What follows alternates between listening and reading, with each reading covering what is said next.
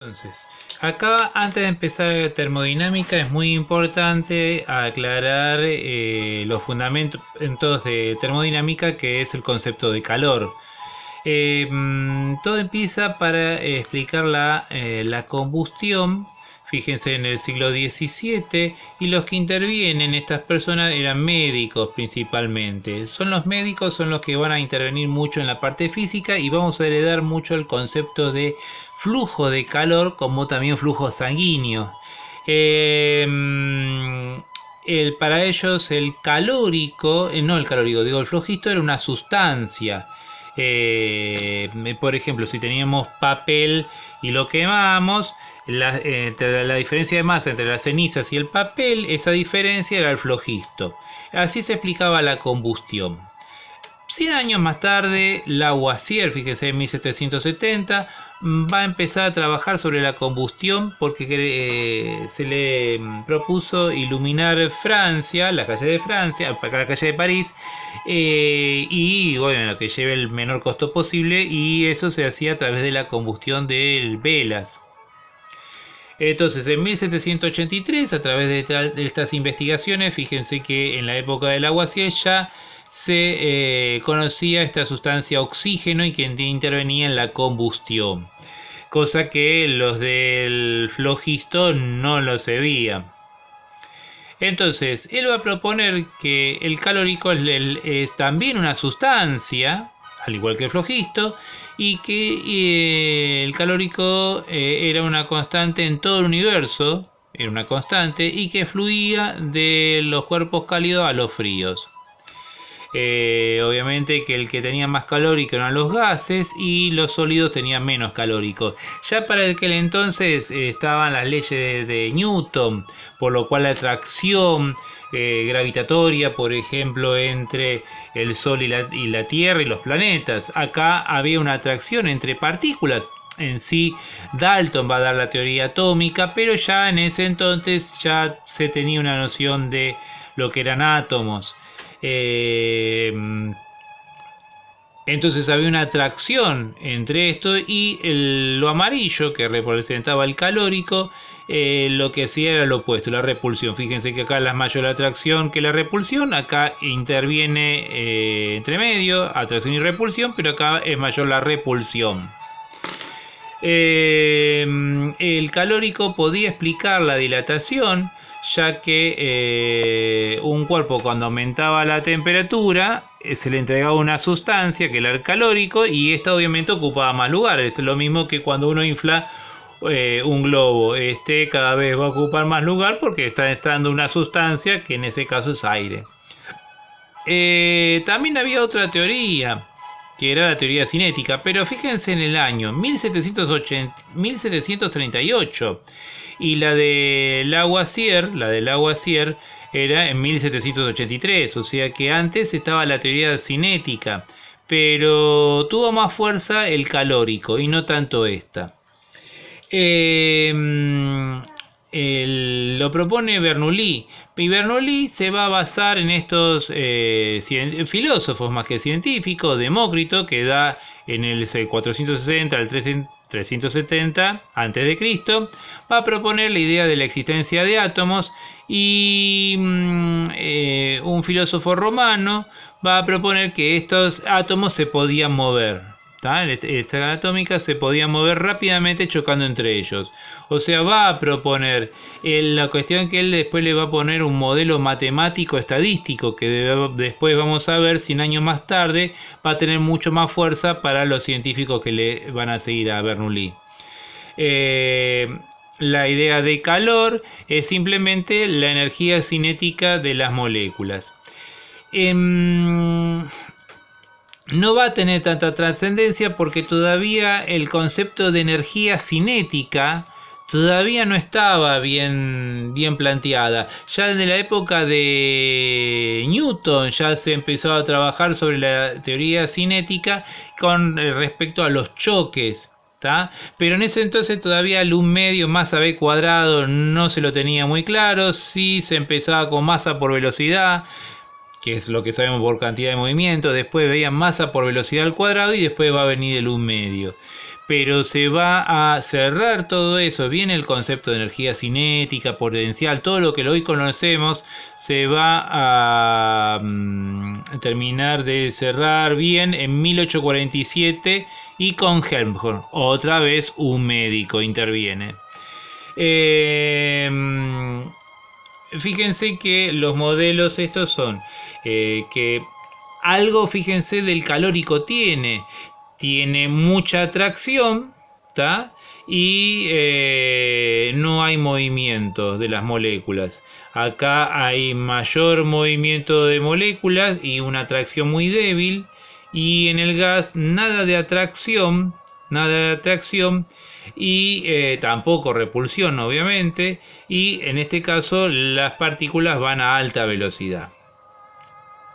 La teoría cinética puede explicar que a medida que aumenta la temperatura, como estas partículas se mueven más, ocupan más lugar. Entonces ahí se explica la dilatación. El primero que empieza a contradecir el tema del calórico va a ser en 1778 Benjamin Thompson o Conde Rumford, que justamente se va a casar luego con la viuda de Lavoisier. Obviamente Lavoisier le cortan la cabeza en Revolución Francesa, y con quien se va a casar es justamente con quien va a estar en contra de su difunto esposo.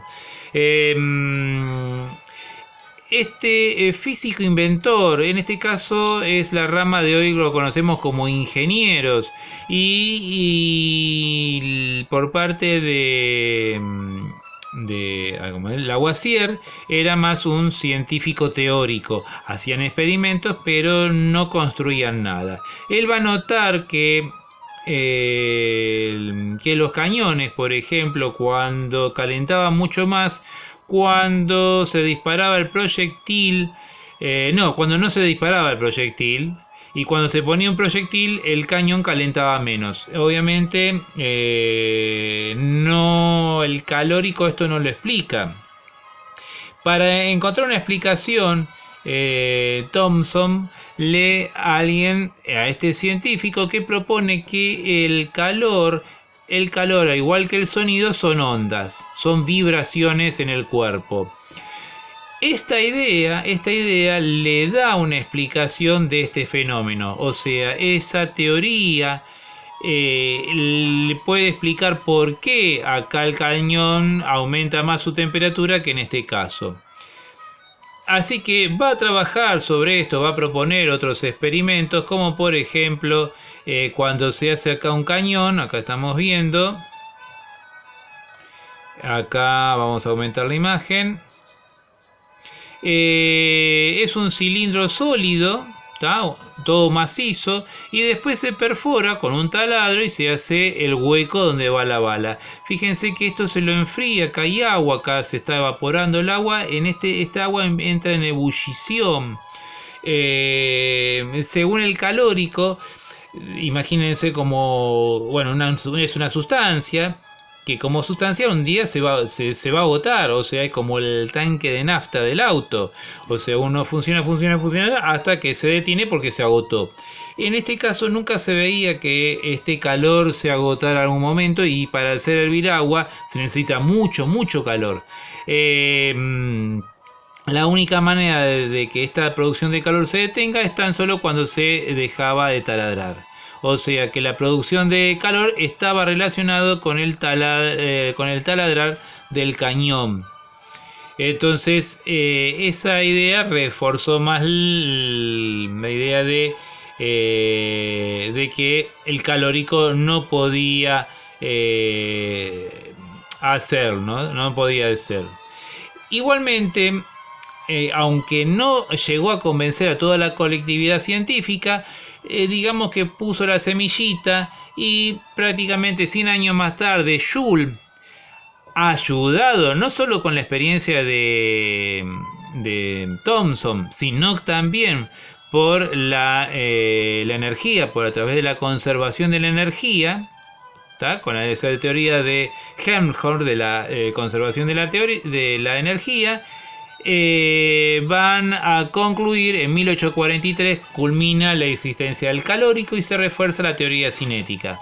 La teoría de cinética es reforzada en 1857, Clausius, que interviene mucho en termodinámica. Fíjense que ya el movimiento no era de traslación, sino también propone rotación y vibración. Maxwell, que después lo vamos a conocer más en la parte de electromagnetismo, atribuye una distribución gaussiana, acá lo vemos, o sea que hay partículas que se mueven más, hay otras que se mueven menos y ahí en una mayoría se mueve a una velocidad media o velocidad promedio. Y después Boltzmann va a reforzar esta teoría, o sea, esta matemática de Maxwell. Boltzmann va a ser muy importante para Einstein, que es Einstein. En 1905 Einstein se dispara con un montón de cosas, con teoría de la relatividad, efecto fotoeléctrico, y otra es la comprobación de átomos y moléculas. Dice, pero ¿cómo átomos y moléculas? ¿No estaba comprobada en 1803 por Dalton? Sí, pero no todos los científicos lo aprueban eso, más por la parte de los ingleses o franceses pero los alemanes no. Helmholtz se los conoce con el grupo de los alemanes, suizos, se los conoce como los científicos energicistas y no creen en la existencia de átomos. Hasta 1905, donde Einstein comprueba la existencia a través de una experiencia de un botánico, Browning. Él ponía un granito de polen sobre el agua, lo quería estudiar con el microscopio y veía que este tenía un cierto movimiento que no lo podía comprender, como si esto estaría vivo, pero obviamente no estaba vivo. Lo que pasaba que este conjunto de moléculas de agua chocaban al granito de polen y lo hacía mover, lo hacía trasladar por un lado, lo frenaba, lo hacía mover para otro. Obviamente que esto no es lo que propone Einstein, sino también un conjunto de matemáticas que se basaban en Maxwell-Boltzmann, principalmente sobre Boltzmann. Boltzmann creía mucho en la idea de los átomos y por eso obviamente toda esta estadística. Pero la comunidad científica, más de donde estaba él, no tanto en Inglaterra, sino más bien en Alemania, le da vuelta, no le creen. Y lamentablemente esa indiferencia por la comunidad científica hace que se suicide y que Einstein va a lamentar mucho que para él era un amigo que se suicide, porque gracias a él va a poder ya poner el cimiento de la existencia de átomos y nadie va a dudar de la existencia de átomos y moléculas. Es fundamental para explicar termodinámica.